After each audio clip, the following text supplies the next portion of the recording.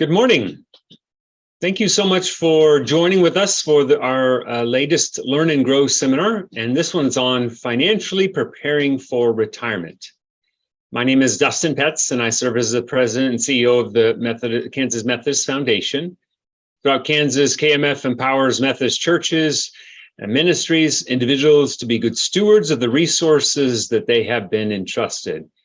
We are here to help you as a church or as individuals better plan for your future, from legacy giving and investing services for churches and agencies to grant opportunities and leadership development. Our focus is to help you be prepared for the future and to make a difference with your resources. Let me offer a prayer as we begin. Gracious God, we ask and pray for your presence and your spirit with us today. Help us to prepare well. Help us to be good stewards of the resources you have entrusted to us. Help us to learn and be open to how we can take actions to make the biggest difference in our transition into a retired status and figuring out how we can help care for our families and provide for our needs into retirement seasons. Bless us this day in Jesus' name. Amen. Presenting our retirement planning seminar today is Frank O'Brien and Lynn Hammell from Wespath Benefits and Investments. Frank has been with Wespath since September of 2019 and is a benefits educator within the benefits plans department at Wespath. Frank has been in the retirement financial services industry his entire career, holding roles and responsibilities ranging from plan administration and implementation to compliance and operations management. He spent some time as a licensed financial advisor as well.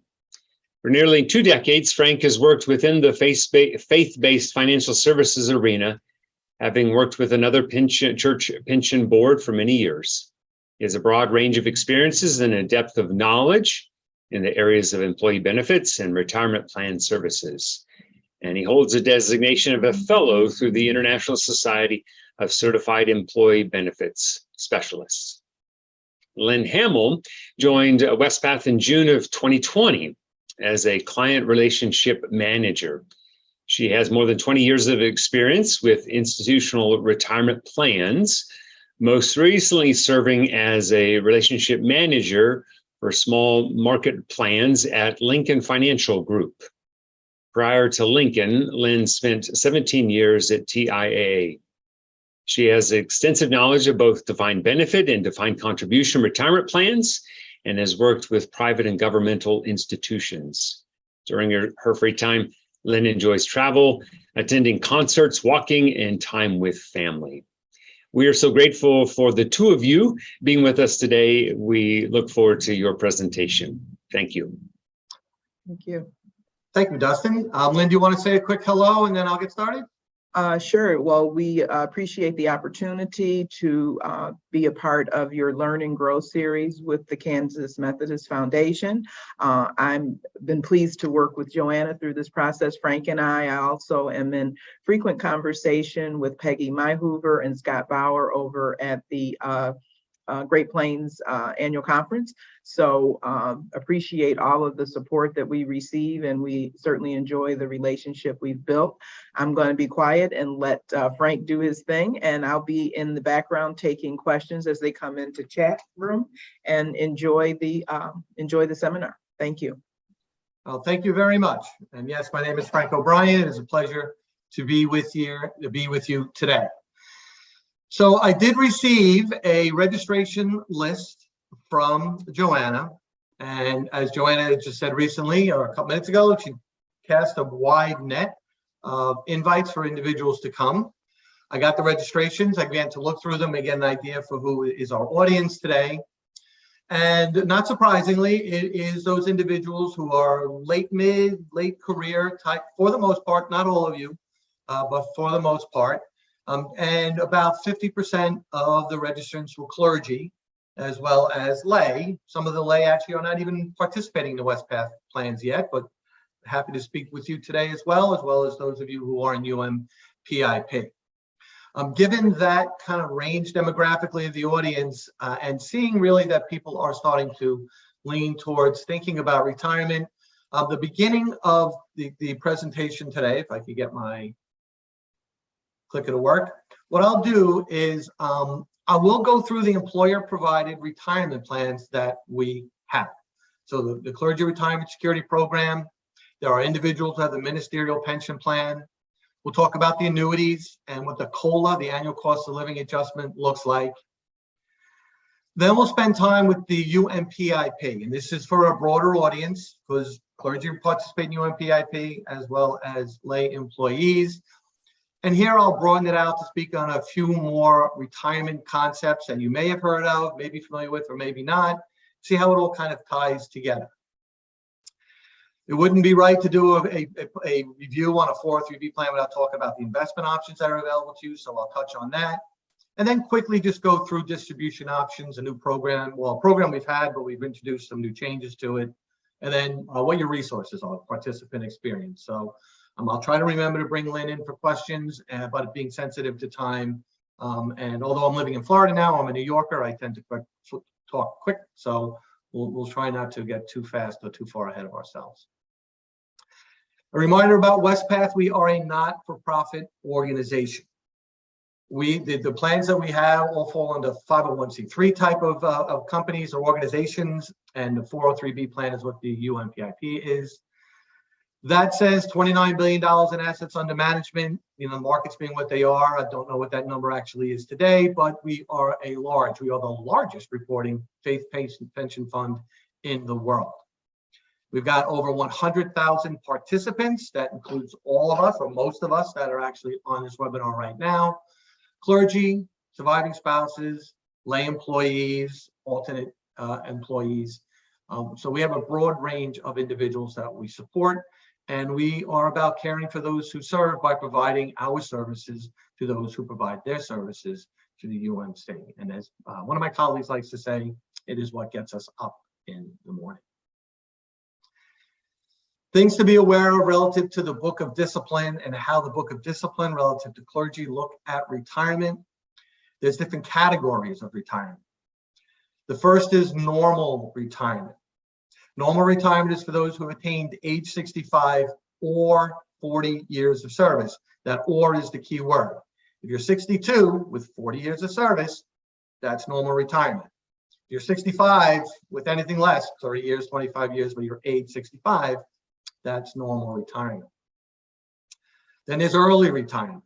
That's age 62 or 30 years of service. Again, "or" is the key word. If you're 60 with 30 years of service, early retirement. If you're 62 and you want to go into retirement, you can under the early retirement provision, but I'm going to speak to some consequence to early retirement when I go through the annuities afforded to you through the Clergy Retirement Security Program. There's a mandatory retirement age of 72, and there's a 20-year retirement. So someone who's in ministry who moves on but has 20 years or more of service with Wespath but has not yet attained age 62, they qualify for the 20-year retirement, and then at age 62, they can begin to take benefits if they so choose. This is kind of the outline of the plans that are in play right now. All the way at the bottom of that, you can see there's a pre-82 plan. I didn't see anybody with pre-82, so we won't go into any great detail, but that plan was around until 12/31/1981, at which time the ministerial pension plan came along. That's an account balance plan that was provided to clergy at that time, and a percentage of compensation put into an account invested in Wespath funds. And then the current employer-provided plan, which is the Clergy Retirement Security Program, and then the UMPIP. And again, we will spend time on the UMPIP. But first, again, for the sake of the audience, we will do a review of the CRSP. It is a very interesting retirement plan, in that it's actually two retirement plans or two retirement arrangements in one. The driver is a defined benefit plan. You're going to see a formula momentarily. It's like traditional pension, just based on years of service and other activity that derives an amount of annuity payment, lifetime income, that there's a defined benefit. But there's also a supplemental retirement feature, a defined contribution feature that is available for the participants, and that's comprised of employer contributions, 2% automatic non-matching, and for those in UMPIP who are contributing at least 1%, an additional 1%. The Clergy Retirement Security Program defined benefits. It's a formula benefit. It is not an account balance. It's not subject to the market activity that's going on right now, as is UMPIP and the MPP. There are 3 factors in play within the CRSP plan for the defined benefit. There are 3 factors in play that we calculate the benefit. The first is what we call the denominational average compensation, DAC or DAC. We love acronyms and we use them interchangeably throughout, but that's what we have. Then a retirement factor, 1.25% or 1%. That's the reason why you saw those 2 buttons relative to the Clergy Retirement Security Program's DB on that table graph, because the factor changed in 2014. And then the credited service during that period.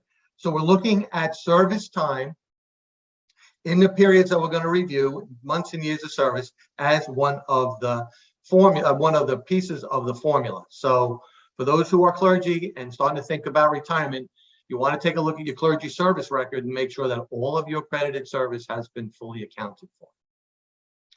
The DAC is what the word said. It is the average compensation of full-time appointed clergy over the number of full-time appointed clergy.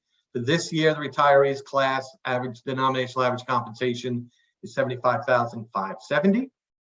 We already know next year's at the $76,221. We do it a year in advance. So that's the DAC part of the formula. Then we have the factor. 2007 to 2013, the retirement factor was 1.25%. General Conference of 2012 reduced it to 1% effective January 1st, 2014. And so that ties into how we're dealing with your credited service. Again, clergy service record, for those who want to take a look at it, you want to make sure that it is up to date. Today, we're looking at 2007 to 2013, and then 2014 to 6/30/2022, because we're just taking these slides from what we're presenting to the current retiree class. You have 7 years, if you're fully appointed during that time period, 07 to 13, that's 7 years. We're just doing the math. We're taking that DAC at the time of your retirement, what the denominational average compensation is going to be, 1.25%, that's 7 years of service. We're just multiplying them together, coming up with an amount, dividing by 12, and coming up with that 551. We have the second year period of service because of the change in the retirement factor. That's 014 to 2022. That's 8.5 for our example right now. Denominational average compensation, the year you retire, 1%, and then that 8.5 in today's example. We do the math again, we multiply, we come up with an amount, we divide by 12, and then we just add those 2 numbers together. And this is the initial amount of benefit that could be provided to clergy retiring this year. But there are things that will impact the ultimate amount of monthly annuity payment that you will receive. The first is there a surviving spouse benefit? Is this a single life annuity, or is this a life and survivorship annuity? And there are options within each type of annuity. There's an annual cost of living adjustment, or COLA. The annuity will go up each year based on the COLA that you elect. And then early retirement. And we'll talk about early retirement again. There are 6 annuities that I will review with you. We'll go through the COLA, and then for that early retirement, the way it works, and I could see on some of the data and how some people registered that early retirement may be in play for you. The thing to note about early retirement is there is a 0.05% reduction in the amount of benefit that you receive. If you got normal retirement, your early retirement, there's a 0.05% reduction in the monthly amount of annuity that you would receive, which comes to 6% a year. In the example we have here, someone's going out exactly 2 years early, age 63, less than 40 years of service. They're going to have a 12% reduction in the amount of the annuity that they receive. Now, the primary reason for that is because it's now being paid out over a longer period of time. It's not 65, it's 63. So, we have to account for that as we generate the amount of annuity going forward. But in the context of retirement planning, retirement income planning, financial planning, all those good things, the thing to note here also is that this comes down to whether or not you need that monthly income right away going into early retirement or not. Because you can wait until you attain age 65 to receive the CRSP defined benefit without the reduction, but it's calculated as of the year you retire. So the amount would still be calculated at the 1,086, but you wouldn't experience any reduction. You would begin to receive that when you attain age 65. And whatever COLA you elect will stay with that annuity over time. I hope that made sense. And I did notice a couple of people thinking maybe early retirement. You just want to make sure you have a clear understanding of what that may mean relative to your monthly income. The defined contribution account, what this is an account that was funded is currently being funded by the employer. It's 2% automatic required non-matching, and then for those doing the 1% UMPIP, you're getting an additional 1% into this account, and that gets you to 3% of your comp as the contribution, supplementing retirement out of the CRISP plan.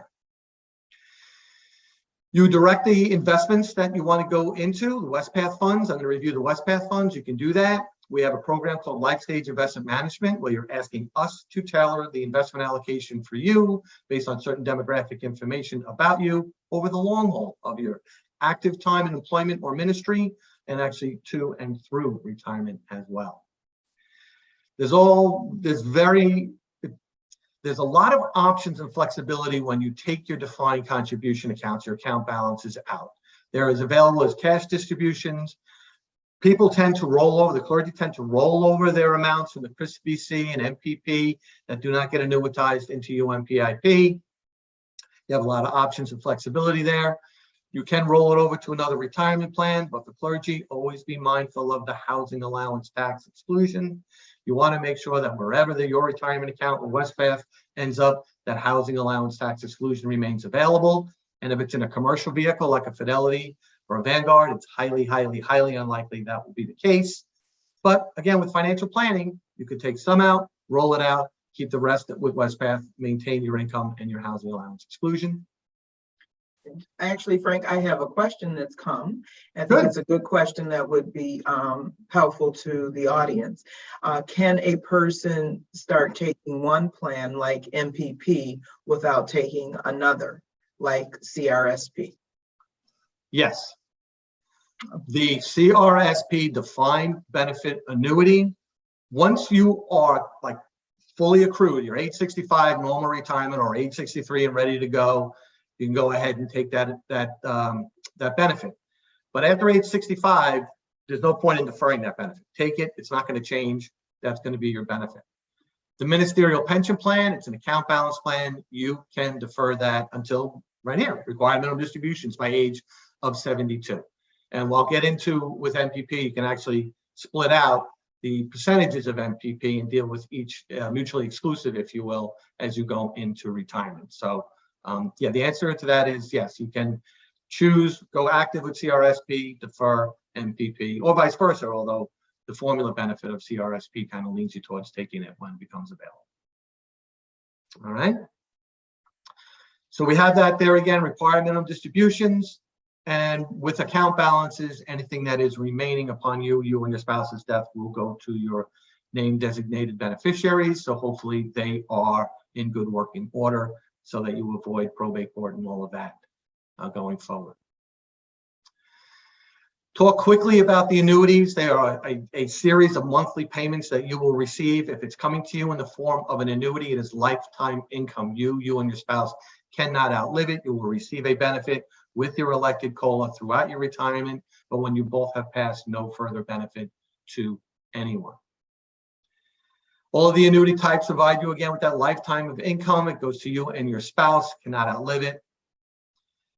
We have three forms of life and survivorship annuity options, right? So for married couples, life and survivorship annuity options. What we consider to be the normal form of benefit is that life in 70 at the bottom. That's the one we see most often, but there are more options. There's life in 85 and life in 100.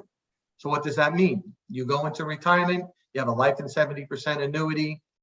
You, the clergy person, pass away, the surviving spouse would receive 70% of that annuity. So you can see here 913 to 639. If you choose to go with a higher survivorship percent for that particular annuity, you can see that the amount payable to you goes down, but the amount payable to the contingent annuitant surviving spouse actually goes up. So you can, again, see you have options for planning purposes to determine which of these annuity options works best for you. And these annuities apply to both the ministerial pension plan and that defined benefit coming out of the CRSP.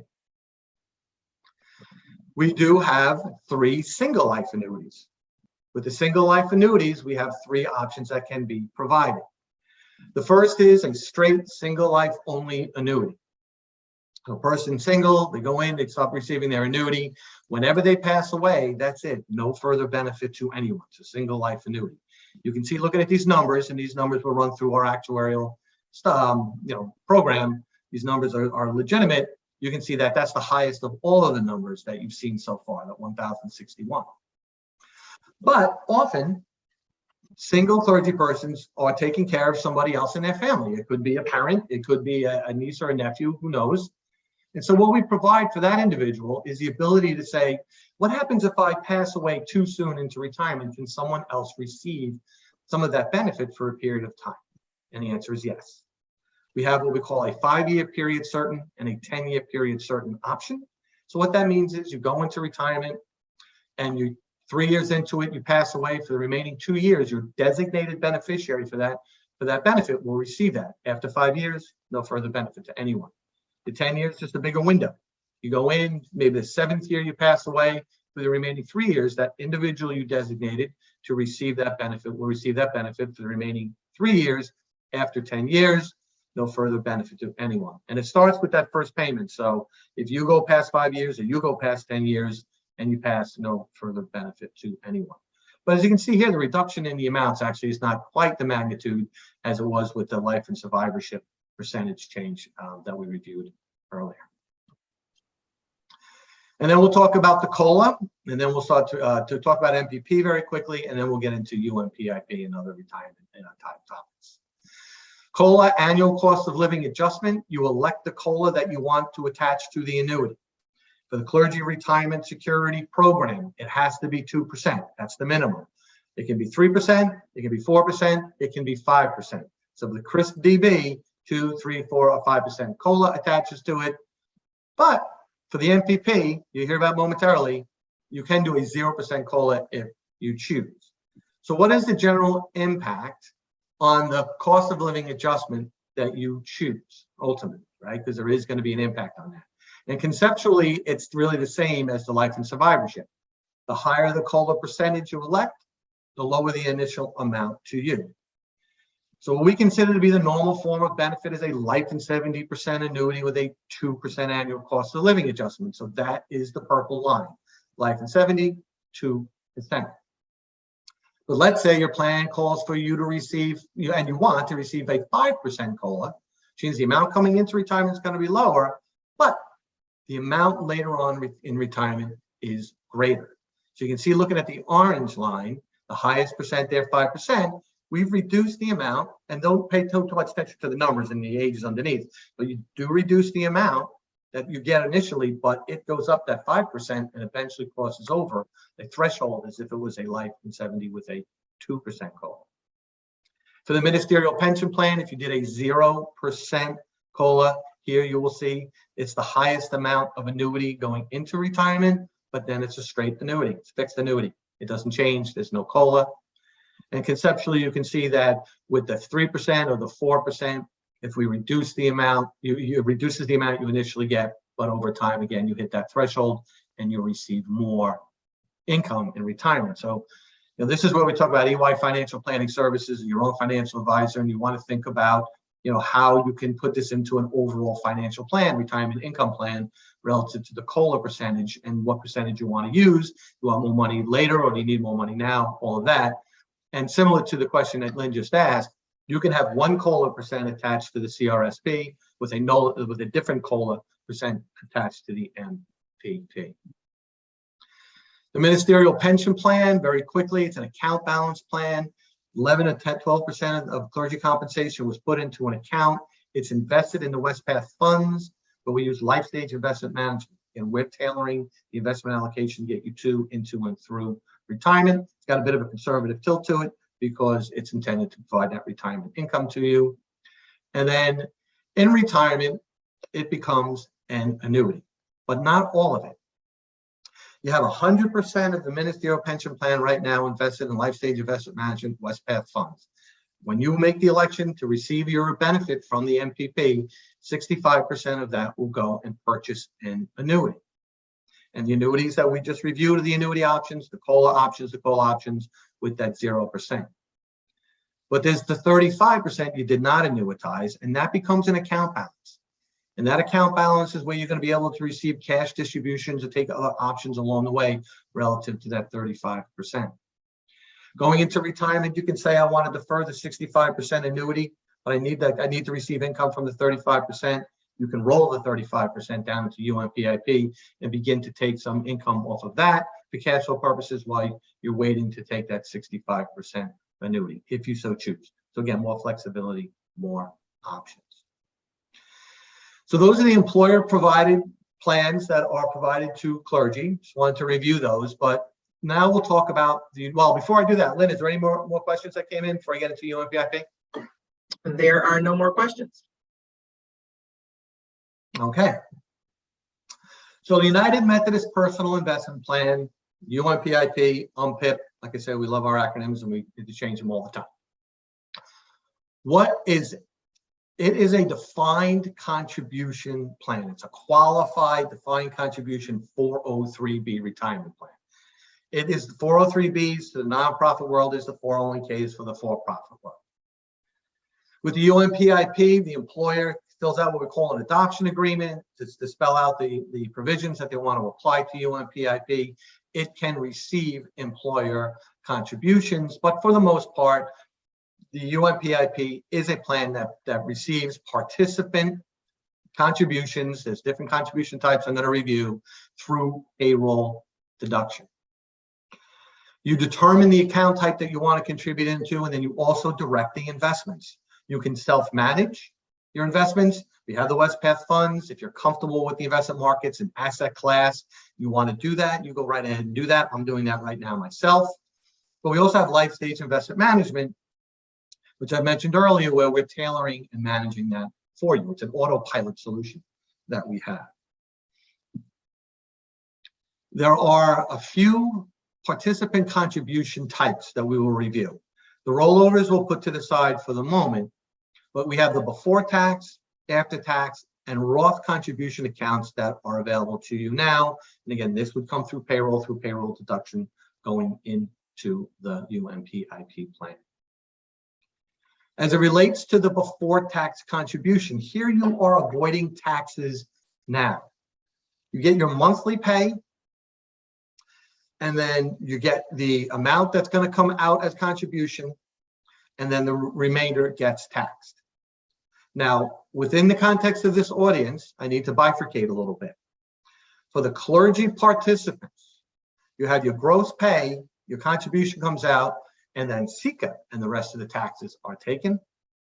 But for lay employees, you have your gross amount for the month, then Social Security or FICA is taken, then your contribution is taken, and then the rest goes to the rest of any taxes that you have to pay on that particular income.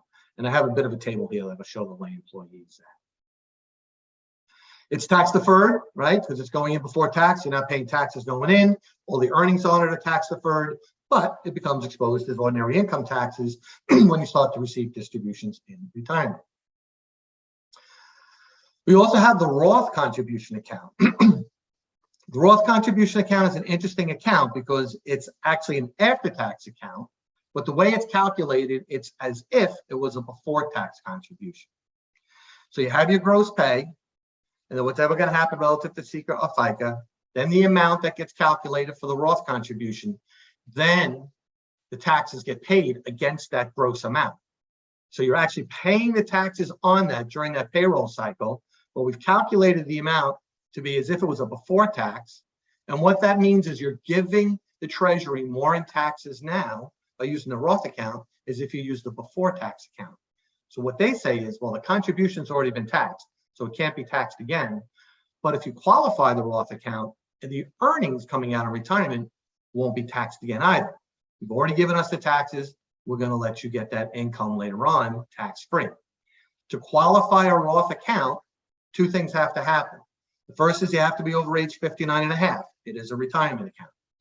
The second is that very first Roth contribution has to be at least 5 years old. So you get that first contribution to age up 5 years. It's not every year has to age up, just that first one. It's a qualified Roth account. So now you're taking those distributions out and you're not paying any taxes on that. And this is a very good strategy or tactic to think about as you're going through your work history relative to the types of contributions you want to contribute and what the tax efficiency is in the present tense and in the future. It is a defined contribution account. The IRS, through law and regulation, defines for us what can be contributed on a given basis. This is just on the employee side for this slide. For the before tax and Roth, if you're under age 50, it's $20,500 for this year. But if you're age 50 or older, there's a $6,500 catch-up. So for those 50 and older, they can actually do up to $27,000 into the UMPIP before tax and Roth combined. Not each one, it's one or the other or both, but you still have a nice robust number there. That if your household is able to support you contributing up to those limits and maybe beyond, this is where this after-tax contribution account can come in. Frank, Yeah. can you go back one for the Roth just to clarify, because we did have a question on what is the limit to the Roth in the 403B. So just make sure that you're clarifying the Roth account versus making Roth contributions to the 403B. So within the context of a Roth IRA, which is outside of Wespath, there is a limit, and that limit actually comes down based upon either individual or household earnings that occurs. But within the context of a 403B plan, the Roth account can be contributed up to $20,500 this year if you're under age 50. If you're 50 or older, that additional $6,500 for $27,000. So the contribution limits of the Roth in the 403B are exactly the same as if it was a before tax, which is a great benefit to contribute into the Roth account within this plan, because you don't have dollar limits and then you don't have a reduction on those dollar limits based upon your household earnings, because it's going into this type of qualified retirement plan. Okay. And we have another question, which you may come to, but I'm going to go ahead and ask it now. Yeah. How is annuity and defined benefit distributions taxed? I think you're going to get to that, but just in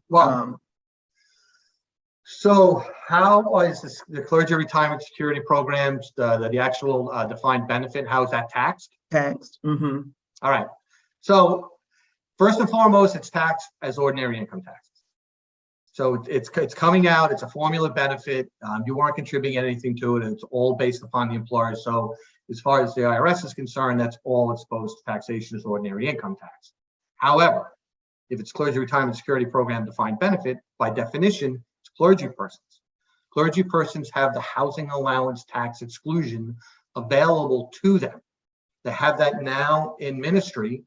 In retirement, you still have that housing allowance tax exclusion. So some of what you receive, most, maybe all of what you receive, actually might fall into that housing allowance tax exclusion, thereby reducing the amount of ordinary income or the amount of income that you would be exposing to taxes for that given calendar year. So I don't know if, for today's context, if I have a housing allowance slide. I don't recall. I don't think I do. But again, we'll hear about benefit education consultations and all. We can do one-on-one of these types of things to go through individual situations. But yeah, front end, it's ordinary income, but then the housing allowance tax advantage is still there. Thank you. All right. So then with the after tax, well, basically, if someone has the opportunity as a household to cross over that $20,500 or $27,000 amount, and it changes every year, it's indexed with inflation. You have the ability to do that, and you have some money left over in payroll that you want to put away for retirement. you can just switch that out to the after-tax contribution account for the remainder of the year, and then go into the new year, reset it to a Roth or reset it to the before tax. But you have some, for those who, again, as a household, have the ability to hit these maximums, especially with a Roth sitting in our 403b, you may want to do that and then add some to it if you have the ability to do that, from a cash flow perspective.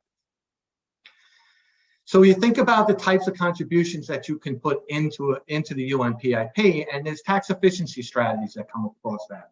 Right? So kind of fancy language, but you have financial planning, retirement income planning, and then tax efficiency strategies as well. And that's in the present tense, and that's also in the future. So right now, using a lay employee as an example, we have someone coming in with a before tax savings. You can see that because it's a lay employee, they have their gross pay amount of that 2083. FICA comes in. Remember, clergy, SECA does not come in, but FICA will come in. Then the calculated amount of contribution, the 166, and then the rest of taxes are taken, and then you get your net check. If you went to a Roth account, you would still have the same gross pay, you would have the same FICA amount, but taxes are being taken out at the higher level. That 166 hasn't come out yet. So the taxes are going to come out. Then we say, all right, the Roth contribution is that 166. We put that in there. And what you can see here is that the net take-home pay between doing a before tax contribution or a Roth contribution, the take-home pay is actually $20 greater by doing before taxes. So for now, in early parts of life, where you have other expenses and all, getting more taken home while you're putting money into a retirement plan, now that's a good strategy. But get to mid-year, late career, and this is for clergy as well, where if you have a runway to start to do that Roth contribution, well, on a net basis, you may be taking less home and pay, but what you have in that Roth account will come out later on as tax-free income in retirement. So you can kind of see how the numbers here play against the current tense of before tax and Roth, but there's also a future consideration relative to that Roth account and how that could come into play relative to that tax-free income. Again, it's where we shout out EY Financial Planning Services, your own financial planner, just to get people to really run these numbers more as it relates to yourself.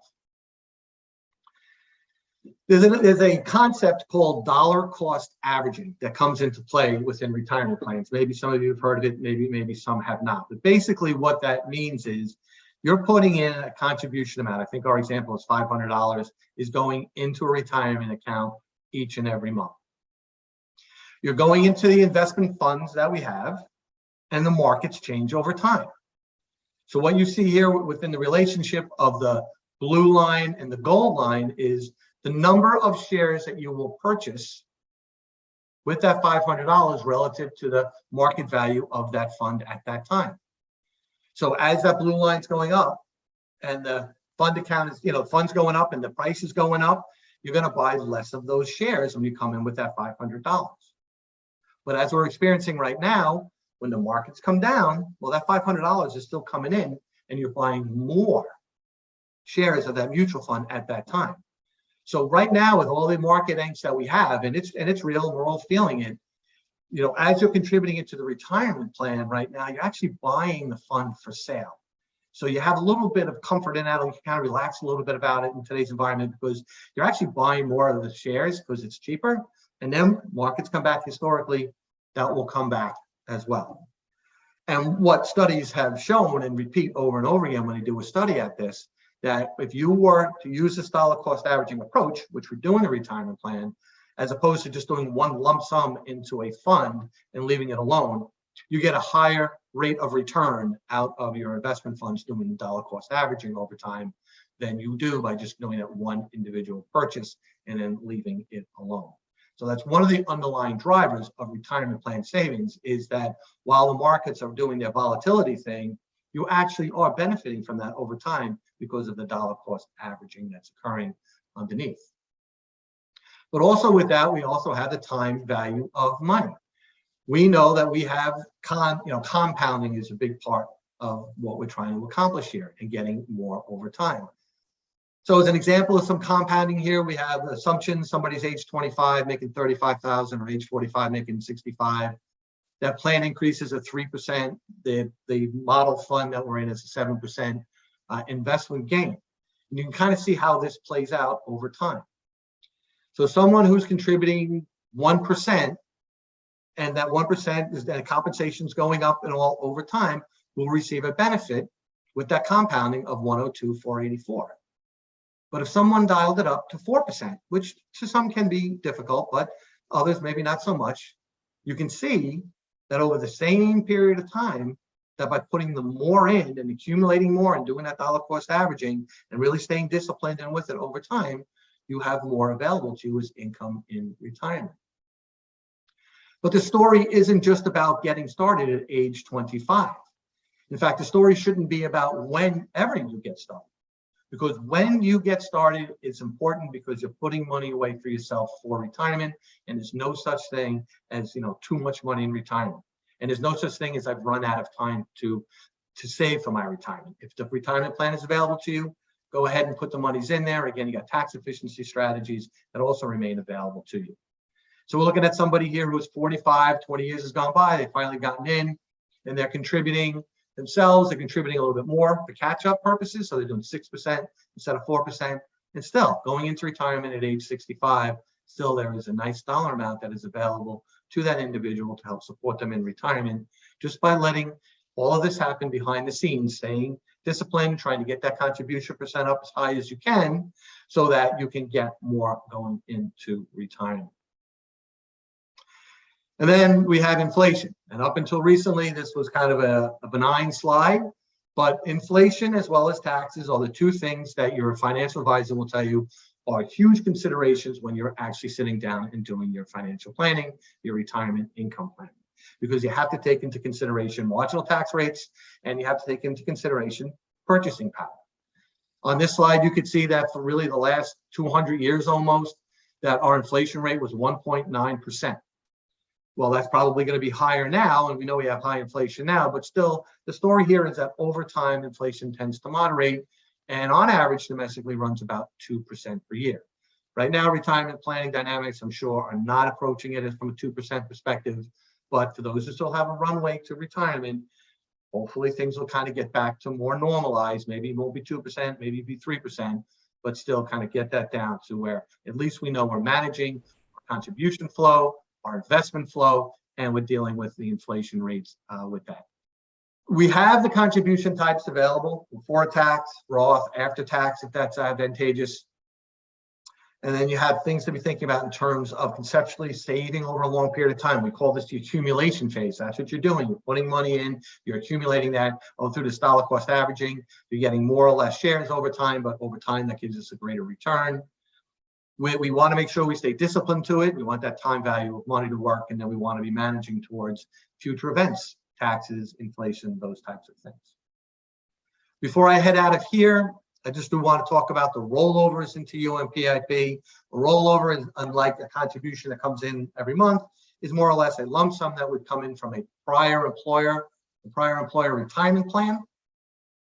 That you, as long as it's a qualified plan, like a 401k, another 403b, a 457, a traditional IRA, you can do a direct rollover of that money into the UMPIP. I'm one who doesn't think it's putting all your eggs in one basket, because it's good to have all your retirement assets in the employer plan that you're currently working with and for, so that you know you're looking at it as well as they're looking at it. Those monies that are sitting elsewhere, maybe you look at it and you're on top of it, and that's great. But a lot of times inertia sets in. The employer's not looking at it, and if you're not paying that much of attention to it, then consider bringing it over to us. It's a direct rollover. It's very easy. There's a form. One of our colleagues works with you and the prior employer and makes it happen seamlessly. It's a non-taxable event as well to roll it into UMPIP.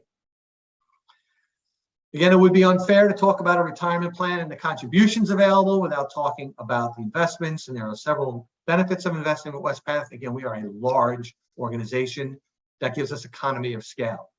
We believe in sustainable investing, and we believe in upholding the values of the United Methodist Church. So when we talk about sustainability, and I think you know this, when we talk about sustainability, it's not just the fact that we've been around for 108 years or something like that. We continue to pay benefits now and can plan on doing that well out into the future. But through sustainability, we're also working with corporate boards and in sovereign countries to make sure that they are following ESG, the environmental, social, and governance issues that are important to us, to ensure that whoever we are participating with in terms of bringing them into our funds, that they uphold the values with us as well, or at least they're striving to. There's a diversified set of options I'm going to review with you. There's no commissions that are applied to anybody. We have low fee and expense ratios because we're not paying out people like that. We have no shareholders. The money stays where it's supposed to stay, which is in the context of those funds. And we do measure ourselves against other like funds in the marketplace, equity funds, fixed income funds, to make sure that we are staying competitive, if not doing better than our peers in the marketplace. And we do very well against our peers in the marketplace. I do have a question regarding distributions.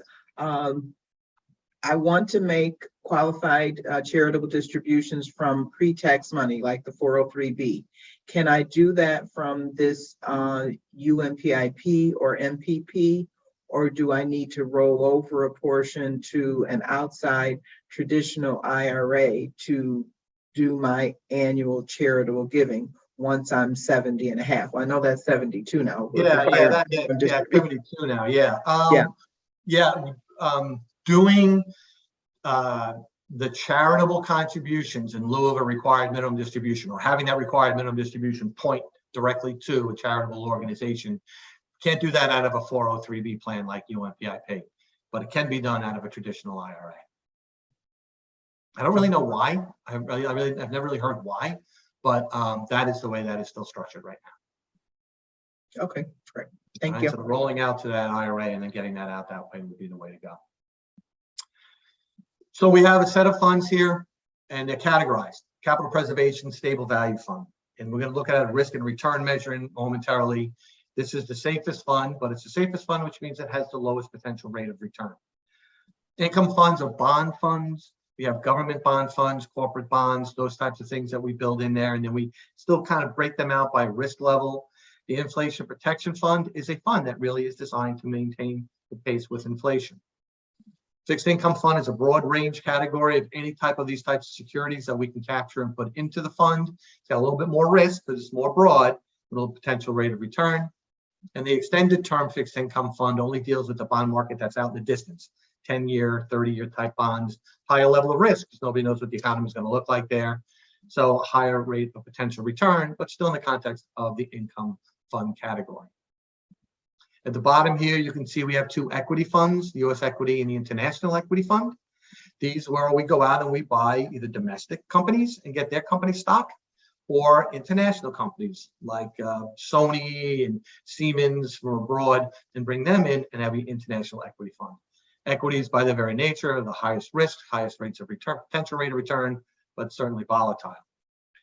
And then we also have a balanced fund where we have 65% going into the equity side of things, 35% going into the fixed income side of things or the income side of things. The way we do it, which I think is smart, instead of building a whole new fund, we actually have a fund of funds. So we're using our funds to structure the balanced fund. We call it the multi-asset fund. So you don't have to worry about diversifying yourself. You can let that fund do it, and you're going to stay in a 65% equity, 35% income type of diversification. We do have social values choice suites of funds. These are funds that you can contribute into if you're so inclined. These have an enhanced, enlightened way of looking at ESG and what type of companies and organizations that they want to bring in here. So annual conferences, other agencies can say they don't want particular types of companies or countries in sovereign debt to go into these types of funds, and we accommodate that. And you can go in and you can take advantage of these funds as well. So I indicated there's a risk and return kind of thing you have to think about. And think about this over the long term, again, time value of money and all. This kind of tells you stable value, low amount, low potential rate of return. It scales all the way up. International equity, certainly the highest risk asset class, the highest rate of potential return. This is a historical model. As we know right now, everything's kind of flipped around and everything's doing its own thing. So at any point in time, this doesn't necessarily pass the test, but history does tell us markets do come back and these things normalize kind of back to their risk and return kind of dynamics. With the investments, I indicated like on the right-hand side, you can choose your own investment option, or you can use life stage investment management. I know I'm up against time, but I'm gonna try to get through this quick. But with life stage investment management, That's a program where I'm going to talk about next. Right there in the middle is that EY group I'm going to refer to. No matter where you are relative to doing your own thing or wanting us to do it for you, it's a good conversation to have with EY to get a full understanding of what's going on behind the scenes. LifeStage is simply an autopilot solution that we have for you, where we look at you demographically, when we think you're going to retire, we assume you're in Social Security. You can tell us from an investment perspective, are you moderate, conservative, or risky relative to, or aggressive relative to how you like to invest things, and that can certainly change over time. And once we get that information, we tailor an investment allocation for you. And the way we do that is we look at you now at a particular point in time at age 15, we say, this is where we want you, 60-40 equities, and 40 is going to be the income. Over time, as we age up though, we'll reduce the amount of equity exposure and increase the amount of income exposure, get you to and through retirement. So we're managing the portfolio throughout the course of time to make sure we're managing it in the context of where we are in our life at that particular time, to ensure we're getting some growth out of the risk side, but we are paying income. So that's why we'll continue to build that income piece of it over time to make those payments out. But we don't just look at it every few years to see where you are from an age perspective. We do look during the year and say, hey, we want you 60-40, but the market's got you to 70-30 or 50-50. And we'll go in and we'll rebalance it to get you back to 60-40. And because it's more of a hands-on, happens based on your birthday, quarterly off your birthday. So the fact that we're doing it like that, I wouldn't say it's an actively managed fund, but it's more active than just sitting back, not doing anything. The history tells us that because we do it that way, again, another way in which you can get a higher rate of return over time, just by virtue of the fact that we're not putting it and just leaving it, that we're managing it in the short term as well as for the long term. This is a form you can fill out. You can go on Benefit Access if you want to see where you are with the LifeStage Investment Management, or you want to make a change to something like your risk profile. There's no shortage of information around our investment funds on wespath.org. You can get the full fund descriptions, snapshot fund descriptions, our fees, our benchmarks, and all of that. So you can see all of that on Wespath. The distribution options going into retirement, there's going to be several. You have the annuities that we reviewed, and there's going to be some requirements around having to take those annuities and all, but what your account balance is, that's the CRISP DC, 35% of MPP, and then everybody in UMPIP. You can decide you want to take a full lump sum, partial lump sum, cash installments. You can come up with the program that you want to come up with, or use our installment program called LifeStage Retirement Income. For those who are clergy and you're going to take the lump sum, partial or full, just kind of remember that you have the housing allowance tax advantage available to you. You can roll it out to another vehicle. Certainly makes sense. It falls into a larger, broader plan, but you just want to be mindful of taking a big chunk out. The income's not there later on. The housing allowance advantage may not be there later on, and your taxes may go up in the year in which you actually take that out. So those who are getting closer to starting to think about that 35% of MPP, just run the numbers and see what makes the most sense for you and your household. With the account balances, again, anything remaining will go to your named designated beneficiaries. Similar to LifeStage Investment Management, where you're asking us to autopilot solution your investment allocations, LifeStage Retirement Income is a program we have where you're asking us to derive an amount of monthly installment payments for you. Very sophisticated algorithm behind the scenes. We set up what we call a payment safety zone to get you into retirement, kind of set up goalposts of market activity, split the difference. And then the intention is to give you an increase each and every year. We do a recalculation in November to get you increases over time, again, to help you maintain purchasing power over time. In a particularly bad year in the markets, kind of what we're experiencing now, there may not be an increase year over year, but the program has been able to provide increases as the markets have allowed over time.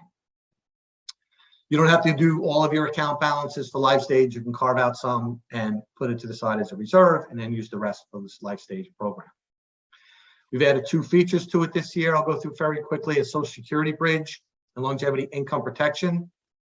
Full retirement age. So for me, it's age 67. For every year up until age 70 that I defer receiving my Social Security income, I get an 8% increase. We all get an 8% increase from a full retirement age to that age 70. So what we're saying is, hey, defer your Social Security if you can afford it. Take some of your defined contribution accounts.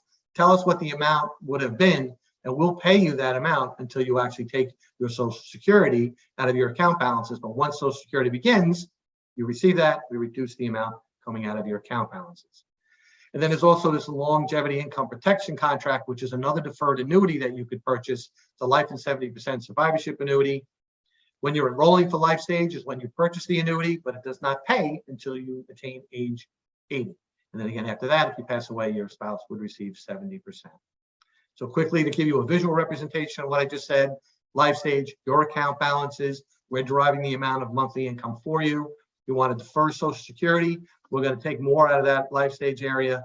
But as soon as you get that Social Security, we're going to reduce it back down. And you're going to see once you get that longevity income protection, we're going to reduce down that amount of your defined contribution accounts or your account balances coming out to give that sustainability, to give that long-term value relative to the amount of account you have and how far into the future we can pay it, which I'm allowed to say is a high probability of success. This program will last through your retirement. We have all kinds of resources available to you. Benefit access. If you're not on benefit access, please get on benefit access. You can get your current account information. We have tools for you to run projections and gap readiness tools, those types of things, investment information, beneficiary designations. Please check that. Every page you're going to see on the right-hand side is going to be links to additional educational resources. We have a benefits projection where you can run through and see what you'd look like on a date that you choose to be your retirement date. We default to the Book of Discipline definitions, or if you're a lay employee, the month after you turn age 65, but you can always change that date and move through. It's a cool little outcome here. You see any annuities you're going to have, any account balances, what the accounts could be with a bunch of assumptions moving into the future, but it'll help you start to think through your planning, start thinking through maybe contributing more, those types of things. You receive quarterly statements from us. You get them probably, they're not getting them in the mail anymore. They're available to you on benefit access, but you can see all the activity that's going on here. For clergy with a defined benefit, you don't see anything about the defined benefit on the account, on the statement. This is just account balances. So you'll see a CRISP DC, the MPP in its entirety, and then the UMPIP. EY Financial Planning, they're a program that we provide. They're a company, Ernst & Young. We partner with them. They provide holistic, comprehensive household financial planning services. So it's not just the person in Wespath. Be opened up to the entire household. Give them everything, all your investments, all your funds, all your debt obligations, and they'll run actual financial planning modeling for you. There's no sales pitch. They're not going to try to sell you anything if they see something that doesn't look great. They may tell you it doesn't look great, but they're not going to try to sell you anything else. There's no limit to the amount of time, amount of hours that you can contact them. And with our Wespath funds, we have a thing called operating expenses that pays the overhead. EY comes into that. So there's no out-of-pocket expense to you. So I'm not allowed to say it's free, but it's kind of free because you don't really have to pay for it. They'll talk to you about anything. It can be the big picture items, retirement planning, financial planning, tax efficiency planning, or I'm thinking about buying a home, or I'm thinking about buying or leasing a car. I want to start funding a child or grandchild's education. Anything financial in nature, you can give them a call and they will support that. Myself and my two colleagues are working on a third right now through training. We do one-on-one benefit education consultations. So we set up a video like this. It's just you and myself or Todd in the picture about Christophel. And we'll go through your benefit access record. We'll run a clergy service record or an employment service record. We'll run the projections that I quickly just showed you right there. Just give you a feel for how you're invested and what's happening. And it's our pleasure to do so. It's been a very successful program. I'm going to email Joanna the link to that, and you can set up a consultation if you like. Action planning, look at where you are with UMPIP. Look at where you are with how you're investing using our funds. Start thinking about longer term planning. There are individuals on this call who have a long runway to go. Still, do financial planning. Figure out what you can do in the short term to enhance the long term later on. You have this dollar cost averaging. You have the availability of EY. So you got a whole spectrum of things and resources that are available to you to help you think through that. You have the benefit education consultations. And then again, more and more resources that are available to you. And before I finish, I do recall, I think in an email I got from Joanna that someone asked about when to take Social Security. We don't really delve too far into Social Security just yet. It's actually a goal of mine for this year, to be honest, to be able to do more of this later on as we get into the end of this year or the next year. But your best bet to find out what's happening with Social Security is really to go to the local Social Security office. And we hear great things about local Social Security offices now. that they really are. They're open, they're pleasant, that when you schedule a visit, they're ready for you when you arrive. They're not, it's not like DMV where you're sitting around waiting for your number to be called. And you can get information around early retirement, age 62, full retirement, age 67, waiting until age 70, and all of that. And after that, it really is just like a personal choice, personal scenario relative to current cash flow, future cash flow. I don't get involved in the mathematics of getting all that money back that some people will get into. I just think it's just a matter of timing and cash flow needs relative to when to take your Social Security.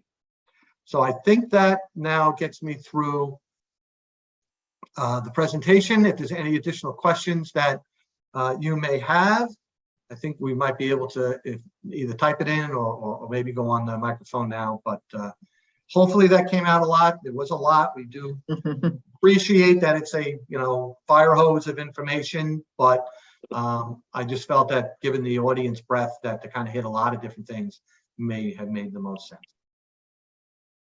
Frank, thank you so much. And Lynn, thank you for helping us with facilitating the questions. We're grateful for your presentation and the work that you do for our pastors and lay participants, and this information, irregardless of what our pension programs are for those who are participating.